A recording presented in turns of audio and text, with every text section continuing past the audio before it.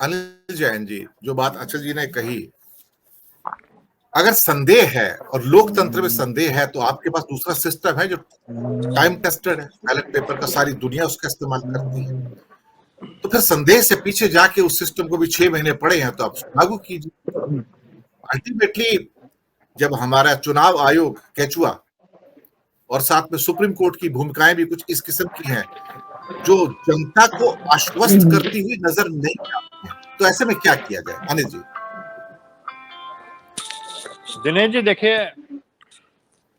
वो पुरानी कहावत है कि seizures wife must be above suspicion.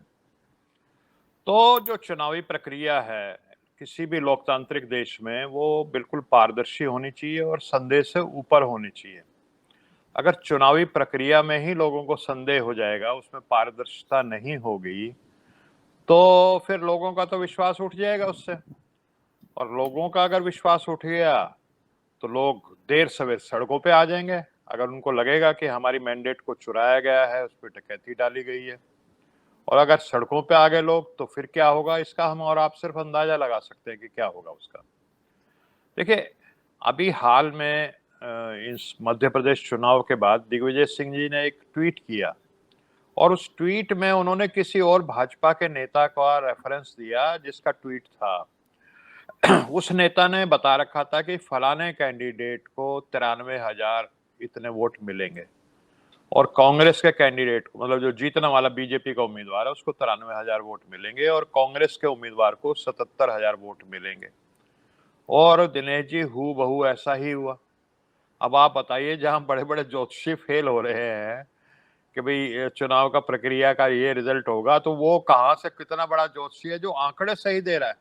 77,000 और 93,000, मतलब 77,000 का 74,000 हो जाता, 93 का 95, 97 हो जाता, तो भी एक वो कह सकते हैं एग्जैक्ट। और दोनों आंकड़े एग्जैक्ट है। ये नहीं कि भाई सिर्फ जीतने वाले का एग्जैक्ट आंकड़ा है, जो हारने वाले का भी एग्जैक्ट आंकड़ा है। तो मेरा कहने का तात्पर्य ये है कि बहुत है उत्तर प्रदेश में जो चुनाव हुए, अब अल्पसंख्यक मतदाता समाजवादी पार्टी के साथ खड़े नजर आ रहे थे खुल्लम खुल्ला, और सबको पता था कि वहां वोट जा रहे हैं।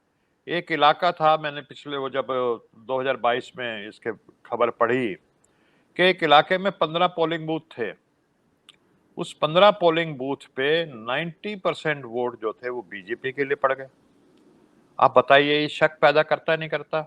मैं कहता थ्योरेटिकली पॉसिबल है ये, लेकिन अगर आप व्यवहारिक तौर पे देखें, मतलब जिस तरह का लोग वहां पे वोटिंग पैटर्न था, उसमें ये संभावना है।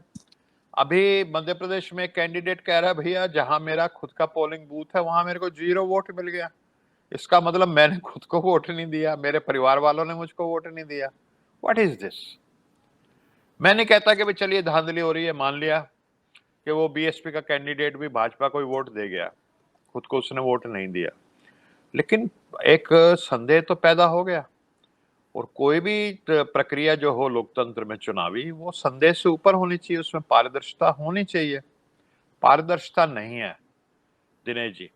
जब आप चंद्रयान को जमीन पे बैठे बैठे उठा सकते हो, कहते हो उसको कह दो कि मैसेज भेजो, मैसेज भेजना शुरू कर देता है, उसको कह दो जमीन से 10 फुट उठ जाए चंद्रयान, चंद्रमा की, वो 10 फुट ऊपर उठ जाता है, उसको कह दो दाएं हो जा, दाएं हो जाता है। कहाँ चंद्रमा, कहाँ पृथ्वी? जब पृथ्वी से आप चंद्रयान को कंट्रोल कर रहे हो तो ईवीएम को क्यों नहीं कर सकते? मुझे ये नहीं समझ में आता। EVM can be controlled. कौन कहता है कि ईवीएम को नहीं कर सकते? फिर एक इनका ये आ जाएगा, देखिए जी तेलंगाना में क्यों जीत गए अगर ईवीएम में गड़बड़ी होती है। तो भैया इतना भोलापन कहाँ है? वो तो सिलेक्टिव ही होगी अगर गड़बड़ी होगी तो। ठीक है ना, कोई ये थोड़ी है कि बिल्कुल उसको ऐसे कर देगा कि सब जगह 100% वोट दिला करके। इतना बेवकूफ तो कोई भी नहीं है कि सभी सीटों पे और सभी स्टेट्स में 100% वोट दिलवा दीजिए, फिर तो और बिल्कुल साफ हो जाएगी बात। तो इन सब चीजों को देखते हुए अब अमेरिका जैसा उन्नत देश है, टेक्नोलॉजिकली कितना एडवांस्ड है, जापान टेक्नोलॉजी कितना एडवांस्ड है, कब से बुलेट ट्रेन चला रहा है जापान, बताइए। हमारे देश में तो पता नहीं वायदा था, आज तक तो आई नहीं बुलेट ट्रेन, और पता नहीं कब आएगी। क्योंकि इतने एडवांस्ड नेशंस जो हैं वो बैलेट पेपर से कर रहे हैं। फिर आप कहते हैं, एक तर्क आप ये देते हैं कि जी इससे परिणाम बड़ी जल्दी आ जाता है। अरे परिणाम जल्दी की जरूरत नहीं है, परिणाम ऐसे की जरूरत हो कि हमें लगे कि ये ईमानदारी का परिणाम है, ये झूठ और फरेब का परिणाम नहीं है। फिर आप चुनाव की प्रक्रिया में तो 1 महीने लगा देते हैं। छत्तीसगढ़ में चुनाव होता है, मिजोरम में होता है और फिर तेलंगाना का चुनाव होता है 1 महीने बाद, तब तक आपकी ईवीएम की मशीनें रखी रहती है स्ट्रांग रूम में। तो इतनी जल्दी क्या परिणाम आने की? अमेरिका में तो 2-2 महीने तक काउंटिंग होती है। अमेरिका जो सबसे ज्यादा मजबूत लोकतंत्र दुनिया का माना जाता है, फ्रांस, जापान, जर्मनी, वहां लंबी-लंबी काउंटिंग होती है। हमारे देश में क्या बिगड़ जाएगा अगर ये काउंटिंग जो है उसमें समय लग गया? आप चुनाव में तो 1-1.5 महीना निकाल देते हैं, भाई फलानी अप्रैल से चुनाव होगा और 20 मई को जाके संपन्न होगा। तो काउंटिंग में महीना लग जाए उसमें क्या दिक्कत है? वैसे लगता नहीं महीना, अगर बैलेट पेपर से भी काउंटिंग होगी तो पिछले समय में जब हुआ करते थे बैलेट पेपर, तो कई बार क्या बहुत बड़ी सीट जो होती थी, एक्सेप्शनली लार्ज सीट्स होती थी, उनमें 1-1, 2-2 दिन लग जाते थे। तीसरी चीज एक और है दिनेश जी इसमें, कि हर बूथ की एक ईवीएम मशीन है। एक लोकतंत्र का एक सिद्धांत ये है कि मैंने किसको वोट दिया, मैंने दिनेश जी को दिया या गिरीश जी को दिया या अचल जी को दिया या हेमंत जी को दिया, ये मुझे मालूम होना चाहिए, सार्वजनिक नहीं होना चाहिए। ये जो ईवीएम की प्रक्रिया है, इसमें किस पोलिंग बूथ से किस पार्टी को कितने वोट मिले, 1000 में से 850 मिल गए मान लो समाजवादी पार्टी को और बीजेपी को मिले मात्र 50, तो वहां से अगर बीजेपी का सरकार बन गई कल को या बीजेपी का कैंडिडेट बन गया, वो तो कहेगा तुमने तो मुझे वोट ही नहीं दिए भाई, तुम्हारी ईवीएम काउंटिंग बता रही है, तो मैं क्यों तुम्हारे लिए काम करूं?